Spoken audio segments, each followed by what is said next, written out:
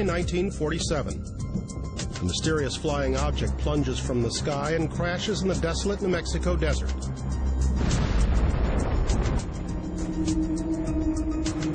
The otherworldly incident ignites a firestorm of speculation. Just exactly what was it that went down on the Foster Ranch outside of Roswell, New Mexico? The reports of the debris suggest something otherworldly. This was not of this earth. I've lived with this for 50 years, and again, I'm not sure what it was, but I do know what it wasn't.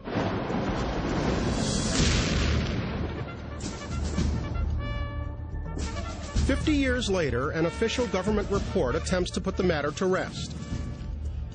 The U.S. Air Force in 1994 said, everybody out of the way, we're going to investigate this.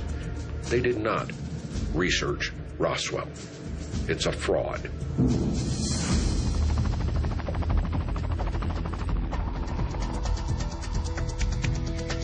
Now, in 2002, archaeologists from the University of New Mexico have returned to Roswell with a unique new mission: to use the tools of modern science to prove or disprove what some claim is science fiction. We are digging holes in the ground to look for physical evidence of an extraterrestrial vessel impact. 1,300 miles west in San Francisco, another researcher hopes that computer technology will decide once and for all who covered up the Roswell incident in 1947 and why. I think this is indeed the smoking gun of Roswell that confirms there definitely were bodies recovered at Roswell. I'm Bryant Gumble. Stay with us for the Roswell crash, startling new evidence.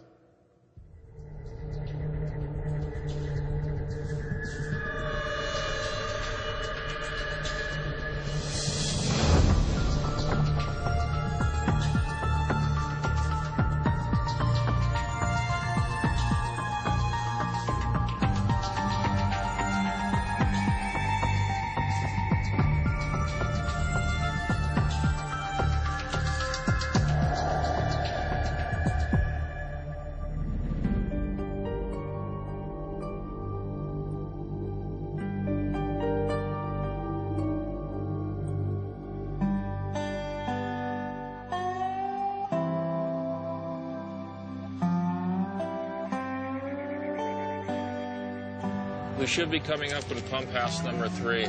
Okay, that would be the pump and the windmill, and that's the water tank, I presume. That's it right there. That's it. All right. Yes, we make a right here.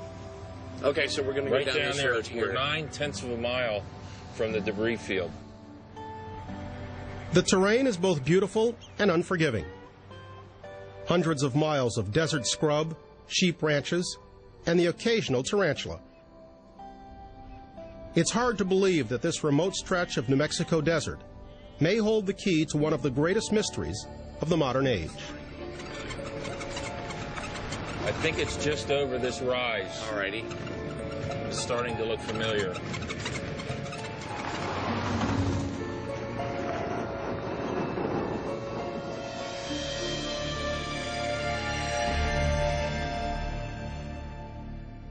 I'm Bryant Gumble. The Roswell crash has become one of the most enduring mysteries of the post-atomic age. The facts are indisputable. In July of 1947, something fell from the skies, raining debris over the Foster Sheep Ranch, 75 miles northwest of Roswell, New Mexico. In a matter of days, that tiny cow town was awash in rumors of a crashed alien spacecraft. Though the U.S. government has repeatedly declared the case closed, a small group of dogged researchers have refused to let Roswell die. They're turning to modern technology and science to try and solve a mystery that's more than half a century old. Tom, I can't believe you brought me here. We're here. Investigator Tom Carey is one man who's keeping his Roswell files open. Over the last 12 years, Carey and his research partner, Don Schmidt, have interviewed hundreds of first- and second-hand witnesses.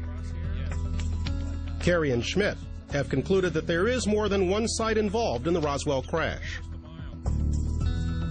The main focus of the dig is the debris field, some 75 miles outside of Roswell. There are 3 sites. I'm standing in the middle of the so-called debris field, where we believe the vehicle, whatever it was, exploded and rained debris down on this pasture. And it's for this reason that we're conducting our archaeological dig at this site, because we stand to gain the most benefit from our efforts. There are 2 other sites related to the Roswell incident. 2.5 miles east of here, we believe there's a site where Mac Roswell found some bodies. And another 15 to 20 miles from that site, we believe the craft itself, or what was left of it, came down with perhaps 3 to 5 occupants. University of New Mexico archaeologist Bill Dolman has agreed to oversee an archaeological dig, seeking hard evidence of the actual Roswell debris.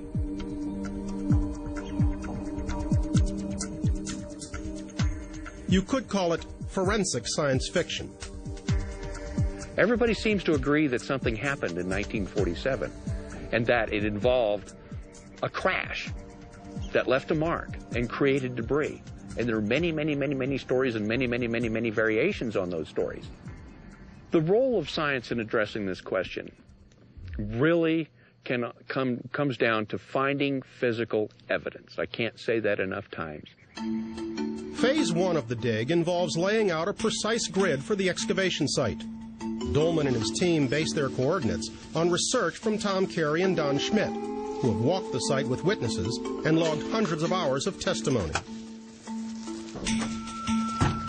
Any crash investigators would suggest that no matter how top secret, no matter how secured a crash site, there will always remain pieces of debris, rivets, shards of material, something that decades later, archaeologists could go to the site and find evidence of. I have no doubt that if there is an impact place and it is located, that science and scientific methods can find physical evidence of an impact.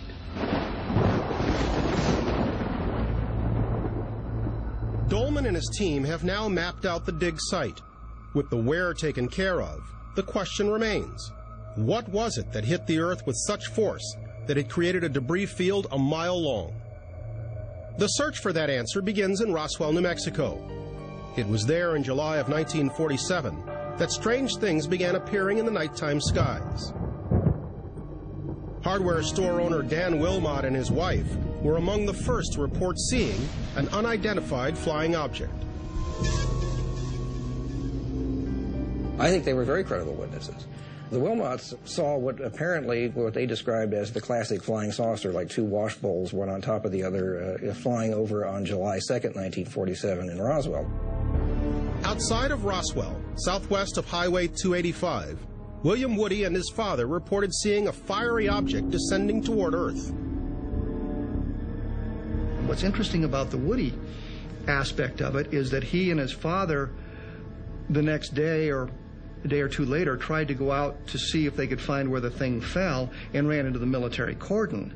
So we've got an interesting little corroboration there. The military was interested in it, and they were turned back by the cordons.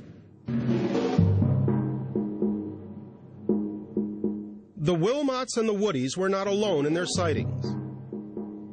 Other observers have reported seeing things in the sky roughly the same time, all flying in different directions.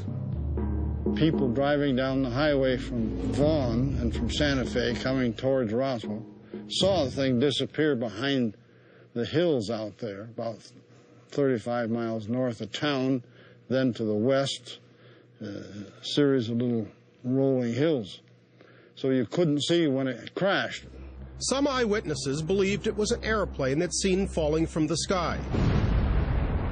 But there are no records of any airplane crashes outside of Roswell for that weekend in 1947. There's absolutely no doubt in my mind that what crashed outside of Roswell was an extraterrestrial craft. Proof of such an extraterrestrial crash is now dependent upon good science and state-of-the-art imaging technology.